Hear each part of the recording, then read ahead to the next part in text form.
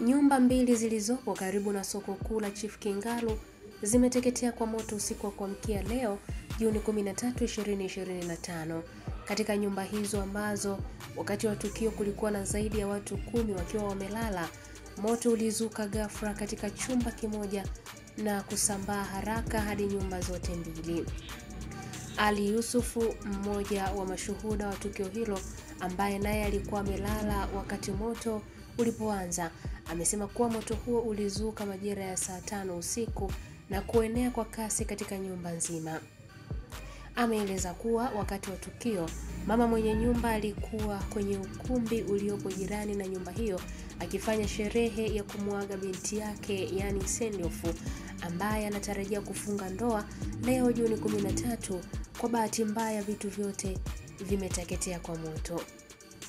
Kamanda wa jeshi la zimamoto na uokoaji mkoa wa Morogoro, mrakibu mwandamizi SSF Shabani Marugujo, amesema eneo hilo lina zaidi ya nyumba 15, lakini walifanikiwa kuuzima moto kabla haujasambaa kwenye maeneo mengine.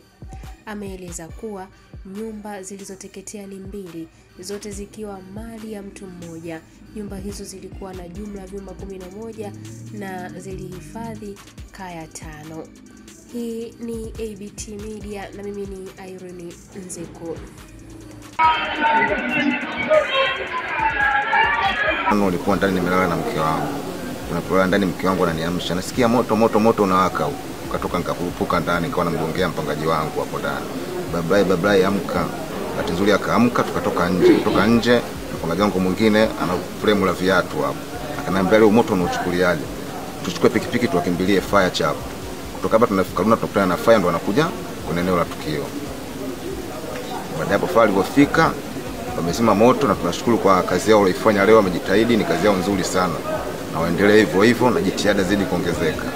Kwa mama mwenye nyumba, ni mtoto wake anaolewa. Ila leo walikuwa wanafanya ile inaitwa ni kitchen party sijui kuna ukumbi. Kwa hiyo walijumuika katika ukumbi kwenda kwenye sherehe ya kumwaga, ambapo kesho ndio harusi yake. Ijumaa baada ya kutoka kusali ilikuwa harusi yake ifanyike, baada ya kuolewa hapo atoke na mume wake aondoke. Bahati mbaya tukio kama hilo. Kwa sherehe iliendelea au ikawaje? Sherehe haiendelea tena, imeishia hapo baada ya kutokea tukio hilo. Nyumba zilizoungua ni 2. Yaani hizi nyumba ziko wenyewe wanasema ni 2 in 1, ambayo ni nyumba ya mtu mmoja lakini akagawa mara 2. Ambapo katika hizo nyumba zilikuwa na jumla ya vyumba 11. Katika vyumba 11 zilikuwa vinatumika kama store na makazi. Na makazi yalikuwa ni kaya 5 tu, ambayo ilikuwa na wapangaji 4 pamoja na wenyeji wenye nyumba kwenye kaya moja. Labda kuna madhara kwa binadamu? Hakuna madhara kwa binadamu, hatuna kifo wala majeruhi. Kwa maana tukio wakati linatokea watu wote walikuwa katika nyumba zao, au kwenye makazi yao, walikuwa kwenye sherehe.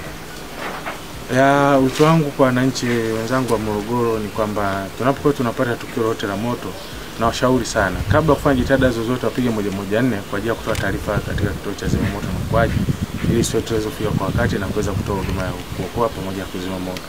Vinginevyo kwa kutoa jitihada zao wenyewe na kusubiri moto mpaka unakuwa mkubwa, inasababisha madhara makubwa zaidi kama ambayo tuweze kuyakuta hapa. Lakini sambamba na hilo, bila kutoa taarifa hiyo ambayo waliweza kuitoa pengine hapa ni zaidi ya kaya 16 zingeweza kuwa zimeathirika na moto huu. Kwa hiyo eneo hili lote kesho tungeamka tupokea ni majivu matupu.